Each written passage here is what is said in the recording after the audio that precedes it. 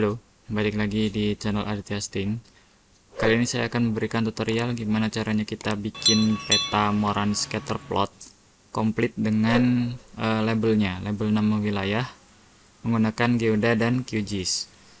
Jadi biasanya kalau kita pakai Geoda itu dia nggak muncul nama wilayahnya ya. Jadi ini saya kasih tutorial gimana cara nambahin nama wilayahnya. Pertama langsung kita buka Geoda, kita buka file kita di mana. Sini saya kebetulan pakai yang ini, GPKG. Datanya ada di sini, Sleman. Saya open. Oke. Nah, untuk teman-teman yang belum bisa caranya mempersiapkan peta dan datanya, ada di tutorial saya sebelumnya, bisa ditonton. Di sini saya langsung membuat Moran scatter plot ya.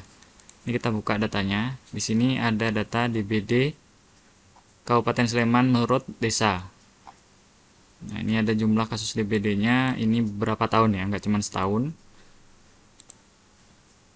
Nah, kalau teman-teman bikin labelnya secara manual, itu bakal banyak ya, ini kan banyak nih desanya nih. Jadi bakal susah, makanya ini saya bikin yang otomatis. Kalau kecamatan kan mungkin dikit ya, jadi mudah. Kalau ini desa jadi banyak, bakal susah.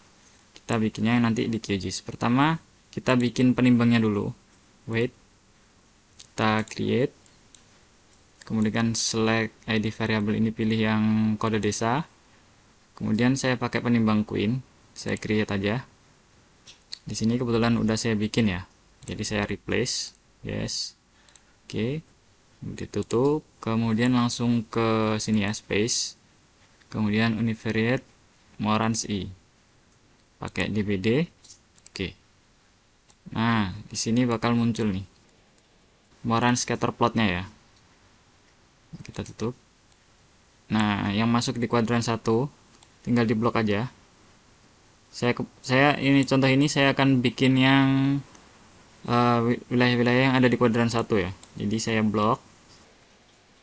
Nah, mungkin ini sekitar segini. Kalau mau lebih jelas kita zoom ya. Jadi nah, mungkin segini ya yang masuk di kuadran 1. Wilayah ini saya minimize. Nah, wilayahnya ada ini. Tapi kan kita nggak tahu nih ini wilayah mana nih. Cuman ada ininya doang kan ya. Kalau mau tahu sih bisa sebenarnya di sini, di tabelnya ini. Nah, wilayah-wilayah ini. Cuman kalau kita mau nampilin di peta kan nggak bisa nih labelnya nih. Jadi kita screenshot aja, screenshot. Saya screenshot ya. Oke, saya tutup. Geodanya ditutup juga, udah di screenshot tadi. Sekarang kita ke QGIS. Kita buka QGIS. Setelah di QGIS saya tambah layer, add layer, vector layer. Kemudian saya buka yang peta Sleman tadi, yang GPKG. Ini bisa GPKG, bisa SHP ya, bebas yang teman-teman punya. Kalau saya pakai GPKG, open, add. Nah, ini petanya ya. Jadi si peta yang saya screenshot tadi akan saya akan saya tumpuk, saya tambah layer 2. Jadi layer pertama si peta ini dan layer kedua gambar tadi. Jadi labelnya nanti pakai si peta yang SHP yang GPKG ini. Untuk nambahin gambarnya bisa di sini ya, pilih raster, kemudian pilih yang georeferencer. Oh ya, sebelumnya teman-teman di sini lihat dulu, klik kanan kemudian properties ya, masuk ke sini ke information. Nah, di sini dilihat sistem referensinya pakai apa. Di sini kan pakai UTM Zone 49S projected ya. Ingat-ingat ini. Nanti soalnya akan kita pakai di petanya. Ini ya. UTM Zone 49S. Oke, setelah kita tahu kita tutup. Nah, di georeferencer tadi kita add ini ya, tambahin. Kemudian di screenshot tadi yang barusan kita screenshot, kita masukkan. Ini tadi yang barusan di screenshot ya. Open. Nah, di sini kita tambahin. Pastikan teman-teman di sini pilih add point. Zoom aja. Kita pilih beberapa titik untuk ditempelkan di peta. Jadi, pertama kita klik di ujung ini. Kemudian from map canvas. Nah, di sini kita pilih juga di ujungnya. Biar dia pas ditumpuk itu pas, karena gambar kita itu belum memiliki koordinat ya. Jadi kita tambahkan koordinatnya dulu. Oke. Kalau gambarnya langsung di load di sini, dia nggak akan nempel di petanya karena dia belum memiliki koordinat ya, koordinat referensinya. Setelah ujung sini saya mau ngambil yang di, misalnya di ujung sini ya. Nah, ujung ini. From canvas, saya pilih di ujung bawah. Di sini tadi ya. Nah, klik. Oke. Dua titik aja. Oh ya, caranya biar dia mau geser tuh pakai yang scroll mouse ini diklik ya.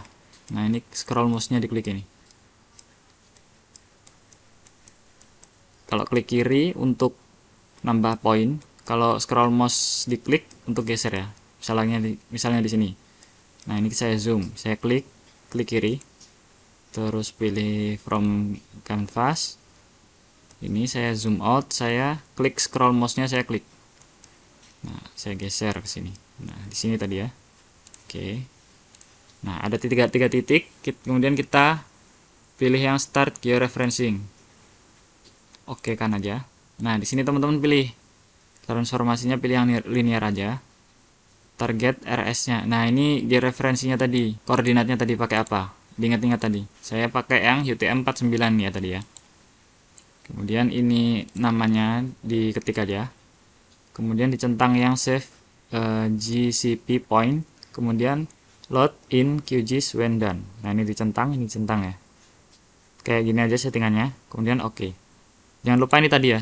Ini disesuaikan dengan koordinat yang teman-teman gunakan. Sama kayak tadi saya tunjukkan. Oke.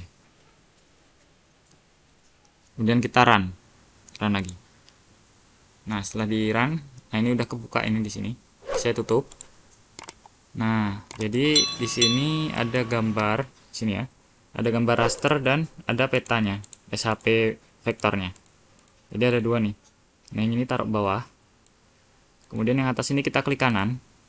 Kemudian masuk ke properties. Kemudian ke simbologi. Fill-nya ini ganti ke centroid fill. Jadi dia titik doang. Coba kita preview ya. Apply. Nah, jadi gini. Bakal jadi titik doang dia. Ini klik ke bawah ini, kita klik, kita kecilkan ukurannya. Misalnya saya buat 0,6. Apply. Nah, jadi titik kecil ya. Kemudian kita ke label. Di sini pilih single label. Kemudian value-nya pilih nama desa, ya, desa. Coba kita apply. Nah, muncul ya. Muncul nama desanya. Ini kita kecilkan aja. Fontnya di sini teks. Kecilkan, pilih mungkin 6 atau 5.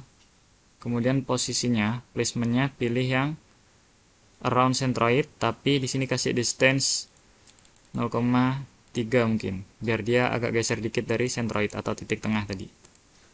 Nah, kayak gini. Nah, jadi udah muncul ya.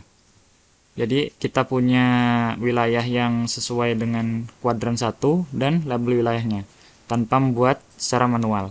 Karena kalau kita membuat secara manual bakal susah ya kalau sebanyak ini ya. Makanya kita pakai yang otomatis di QGIS, jadi ditumpuk.